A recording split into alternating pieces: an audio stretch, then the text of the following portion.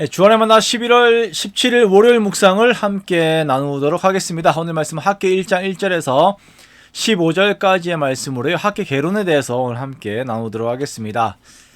자, 오늘부터 우리는 학개를 함께 보게 됩니다. 학개의 말씀을 통하여서 성전 중심 그리고 예배 중심의 삶을 다시 회복하는 우리가 되기를 원합니다. 학개에서는요, 우리가 계속 보았던 에스라의 시대와 동일한 시대에 쓰여진 성경입니다. 포로기 이후의 선지자가 학개 선지자이죠.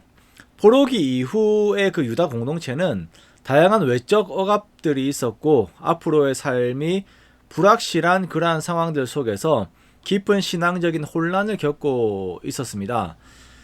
선지자들을 통하여서 주어진 하나님의 말씀이 있긴 하였지만 그것을 자신들의 삶에서 기준으로 삼고 그 믿음대로 밀고 삶을 치고 나가는 데 있어서 그 환경은 너무나도 어려운 상황인 것은 맞는 것입니다. 자, 아직도 완전한 독립이 된 것은 아닌 페르시아의 자치구의 삶을 살고 있습니다. 그리고 포로기 동안 너무나도 다양한 가치관이 유다 가운데 들어오게 되면서 그들의 그 영적 혼란 속에서 이 나라를, 가치관을 다시 세워 나아가야 하는 상황인 것입니다.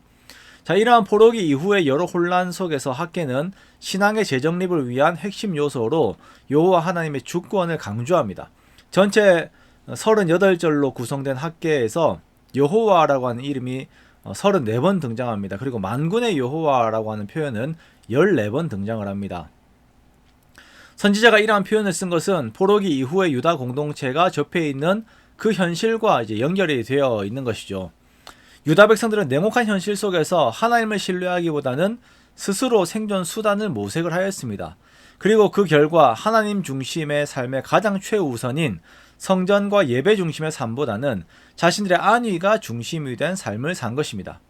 성전 재건은 관심 밖으로 밀려나게 된 것이에요. 그러기에 학개 선지자는 하나님의 주권을 강조하며 열방의 모든 방향성이 하나님의 주권 안에 있음을 반복적으로 표현을 하고 있습니다.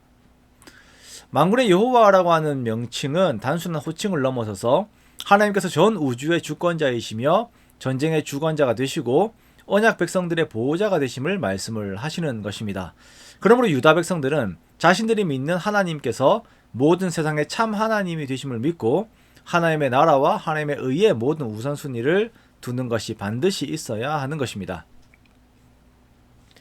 학개에서 또한 강조되는 것은 성전 재건에 관한 것입니다.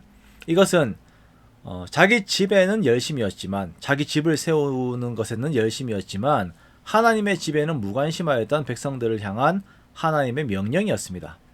백성들의 마음이 하나님을 떠나 있다 보니까 성전의 기초만 쌓고 멈춘 성전의 터가 그대로 방치가 되어 있는 것이에요. 그래서 학개는 여호와의 집을 다시 세우라라고 선포합니다. 자, 이것은 건물만 세우라라고 말씀을 하시는 것이 아니라 하나님을 향한 신앙과 공동체의 정체성이 다시 회복되기를 바라는 그 학개의 마음, 그리고 하나님의 마음이 담겨 있는 것입니다. 하나님께서는 백성들이 지금 성전을 재건함으로 인하여서 하나님께서 백성들에게 주신 그 언약에 대한 소망을 기대하는 삶을 살기를 원하셨습니다. 구약시대의 성전이라고 하는 것은 장차 오실 예수 그리스도의 십자가의 승리와 부활의 소망, 그리고 영원한 하나님의 나라에 대한 내용들이 모두 그림자로 그려져 있는 언약의 이정표와 같은 것이었습니다. 그러므로 성전의 마음이 가 있는 유다 백성들은 성전을 통하여 예수 그리스도를 바라볼 수 있게 되는 것입니다. 이것이 언약을 기다리는 삶이 되는 것이죠. 성전에 대한 기대가 없게 되면 미래에 대한 소망이 없는 것입니다. 예배에 대한 기대가 없게 되면 장차 올 완전한 하나님의 나라, 그리스도의 나라에 대한 성격도 그 기대도 없게 됩니다.